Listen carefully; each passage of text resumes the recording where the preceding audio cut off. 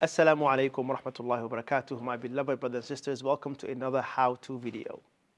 In this video, we will be speaking about how to repent from sin. The first thing we need to understand is that it is a human nature to make mistakes and fall into sin. The Prophet ﷺ said, "Kullu ibn Adam khata' wa khayrul khata'in at-tawwabun." That all of mankind and the sons of Adam often fall into errors and mistakes and sin, and the best of those are those who repent to Allah subhanahu wa ta'ala. Your first priority, of course, is to stay away from sin as best as you can. But if you fall short and if you fall into a sin, you should run back to Allah subhanahu wa ta'ala and repent. Now the question is, how do we repent from sin? Number one is regret. You must regret the sin that you've committed. If you wish to repent, you must be very remorseful for the sinful act or behavior that you were engaged in. The Prophet ﷺ said, "An-nadamu tawbah." Regret is repentance. Number two, stop. You have to stop the sin. Once you have regretted the sinful act, you must also stop engaging in it immediately.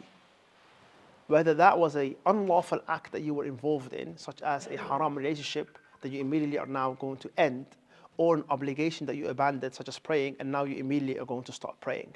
Number three is decide. You have to decide to never return to that sin.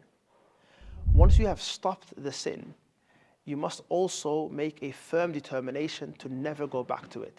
This is part and parcel of your repentance, your tawbah. Yes, you may fall into it again, but you are required to make a firm intention to never return to that sin. These are the three conditions and steps to repentance. One of the things that can help you is to cut off any avenues that could lead back to an immoral act. You could do this by surrounding yourself with people who remind you of Allah subhanahu wa ta'ala.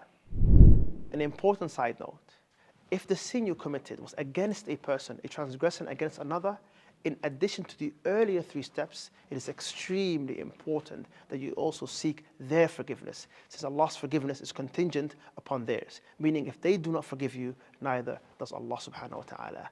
Now, you only do this if you are fairly certain the outcome would be positive.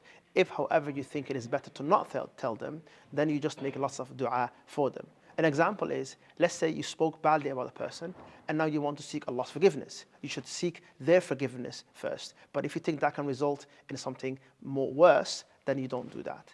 If the sin is financial, then you have to give them their rights back, of course. Brothers and sisters, never feel that you've sinned too much, to the extent where you cannot turn back to Allah subhanahu wa ta'ala. This is a trick from the shaitan. How can we lose hope in Allah's mercy when Allah subhanahu wa ta'ala says, قُلْ يَا عِبَادِيَ الَّذِينَ أَسْرَفُوا عَلَى أَنفُسِهِمْ لَا تَقْنَطُوا مِنْ رَحْمَةِ اللَّهِ. O my servants who have transgressed against themselves by sinning, do not despair the mercy of Allah subhanahu wa ta'ala. Indeed, Allah forgives all sins. So hasten in repentance, follow the steps that we've told you, and ask Allah subhanahu wa ta'ala to forgive all of us. Barakallahu feekum. Assalamu alaikum wa rahmatullahi wa barakatuh. If you found this video helpful, please make sure to like, subscribe and share with your friends. For more videos like this, check out our full how-to playlist in the description below. Barakallahu feekum. Assalamu alaikum wa rahmatullahi wa barakatuh.